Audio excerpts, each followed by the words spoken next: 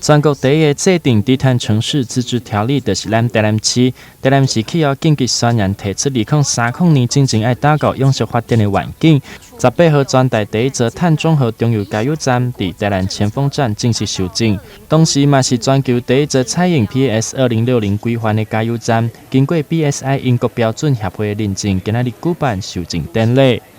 创下了好几个第一。那今天是全台湾第一座碳中和加油站的一个受证。那我想今天有很多贵宾会来这边共同见证这个历史性的一刻。那这个碳中和加油站，它是透过 PAS 2060这样子一个组织碳中和的程序的一个认证，由 BSI 来做一个第三方的一个认证。那我们经过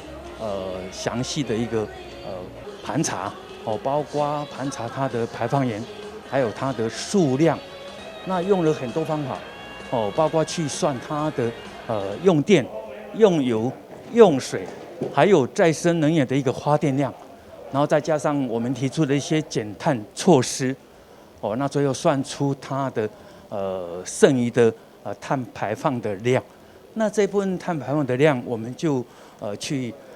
在地的一个地范，我们去取得彰滨的一个风力发电，它的一个绿电，所以这样子完成台湾第一座 PAS 2060碳中和的加油站。台南市长美迪嘛到现场感谢中油公司选择咧台南来执行组织碳中和的认证，打造全台首座碳中和的加油站，同时嘛响应台南集团城市的理念。这个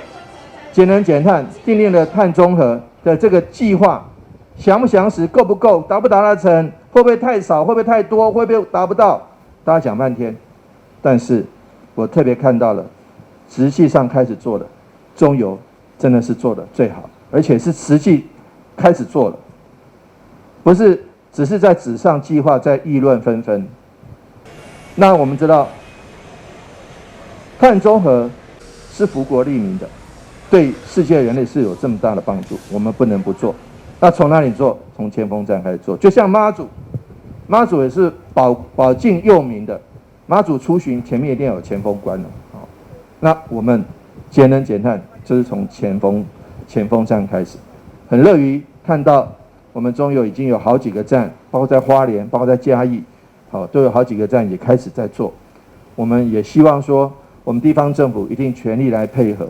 搁要来到的4月22号世界地球日，市长希望大家当做伙来关心地球，对这摆中油的碳中和加油站表达真悬的肯定，对平时生活中开始习惯，会当节能减碳，以目标打造环境的永续。台南新闻刘品言采访报道。